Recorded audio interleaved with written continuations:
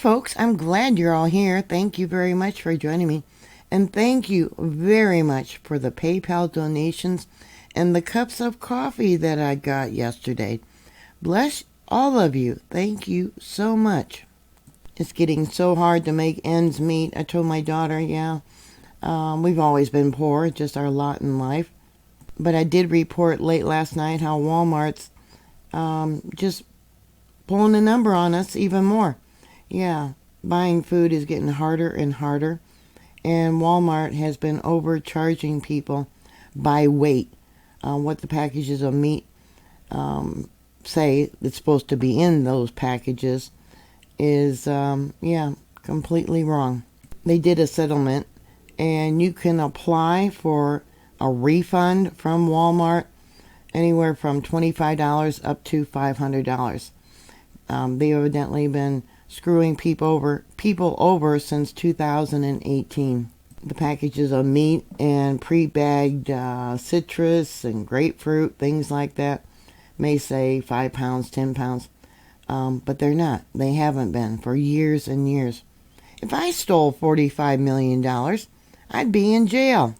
Well, I can't say that they stole $45 million. That was the amount of the settlement. Walmart decided to pay $45 million settlement instead of dragging it out in court, getting all the bad publicity. They denied that any involvement, but they evidently had proof that they've been doing this, like I said, almost 6 years, and they finally got caught. So you might want to check out that video I did about the lawsuit and the agreement and the payment they're going to make. Here we try to prepare for different disasters, and everyone is putting up roadblocks trying to prevent us from doing that. Anyways, there was a magnitude 4.4 earthquake yesterday, Saturday afternoon, at about 7:40 p.m. local time. USGS downgraded it to a magnitude 4.1. I don't know why they do it. Pigs flying, I suppose. Alright, so here we got the Cascadia Basin. This is the location of that earthquake, and over here is the state of Washington.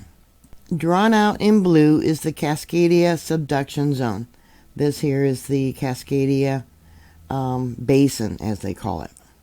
This blue line is a major tectonic boundary where the Juan de Fuca plate is subducting beneath the North American plate.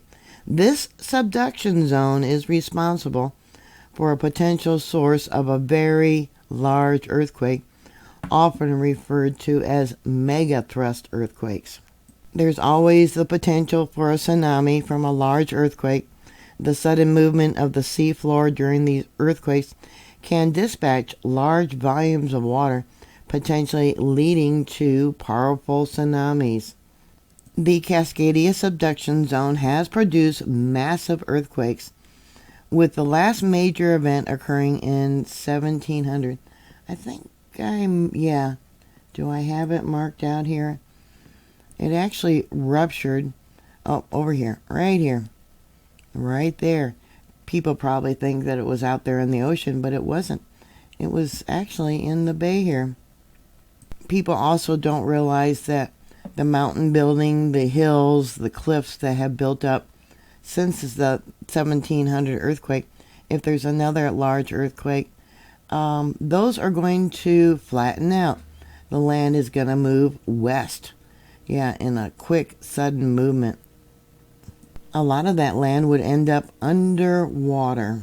Here you can see they downgraded it to a magnitude 4.1. 3 people did say they felt this earthquake. On the Canadian side, Victoria, we had 1 response from there. Near Everett, there was 1 response from there. And close to Seattle, I can't read what it is underneath.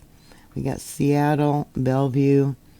We got a response from there also. So that is the 3 responses that sent in reports to USGS that they did, in fact, feel this 4.4. More than likely because of the lack of reports. That's why they downgraded it. People often worry about tsunamis generated out there in the Pacific Ocean off of Washington coast, that they would have a great effect in Seattle, but they won't. Now, we're not talking about the Cascadia subduction zone now. We're talking about earthquakes out here in the Pacific. If there is a large earthquake out here that creates a tsunami, low areas there in Seattle, Washington, may experience flooding and some strong currents. They'll be likely present in the Puget Sound for hours after the earthquake. The most frequent cause of the Puget Sound tsunamis, let me go up over here, is landslides. In 1949, Olympia earthquake triggered a landslide in the Tacoma Narrows that caused a 6 to 8 foot tsunami that affected nearby shorelines 3 days after the earthquake. So let's go into here. Geologists believe that the most damaging tsunami would be caused by an earthquake on the Seattle Fault. That's it drawn out in red right there. Did you know that there is evidence that an earthquake on the Seattle Fault that occurred around 900 AD produced a 16-foot tsunami? Geologists believe that a tsunami would flood areas up to 1 mile inland, with depths up to 5 meters. The tsunami would hit immediately after the ground stopped moving. People along the shore would have little time to escape. It would destroy buildings along the shore and flood low-lying areas up to 1 mile, like I said, inland. Structures built to moderate codes would fare better than older ones. Are you living in an older building? Now, they're hoping that the next earthquake along the Seattle Fault would be smaller and the tsunami smaller. Well, wishes are cheap, aren't they? While tsunamis are often depicted as one large wave, they're actually a series of waves with a distance between the crests of 60 or more miles. The time between successive waves reaching the shore can vary between 5 to 90 minutes. These waves interact with each other and with shorelines, which is why a single tsunami event can last for several hours. 3 main factors could influence the size, the shape, the volume, and potential destructiveness of a tsunami generated by the Seattle Fault. It's really quite a long fault. These are shallow waters above the Seattle Fault, steep shorelines, bathymetry, and the shape of Elliott Bay.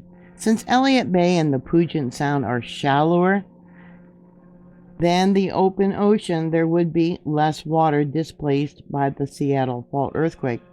The resulting tsunami would be slower and have less volume than one generated in the deep ocean. So we'll go up over here.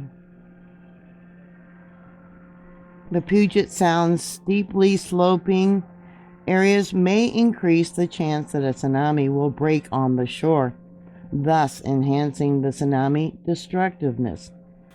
The shape of Elliott Bay could increase damage by funneling waves together, thereby increasing wave height. And I got different documents if you want to look at it for those of you that might be new to the Seattle, Washington state area. There's one for Grays Harbor. It's a YouTube video. I'll give you a link to it. This is from the Washington State Department of Nature, showing how a tsunami could impact Grays Harbor. And then I also got a map of tsunami inundation areas and escape routes. I don't know if I can bring this down. Don't look like I can bring it up. But it's not a very large map. You can do searches online for other locations for evacuation and inundation maps. So thank you for watching. Please like, share, and subscribe. Always be prepared for a disaster. I guess right now they're in Israel. All the residents are stockpiling on food with the threat of Iran doing some kind of attack on Israel. And Israel has threatened that if any weapons come from the soil of Iran, that they will use nuclear weapons. So everyone's stocking up. Boy, I hope not. Anyways, thank you again. Please subscribe, please like, share, and always be prepared. I'll talk to you later. God bless you. Bye.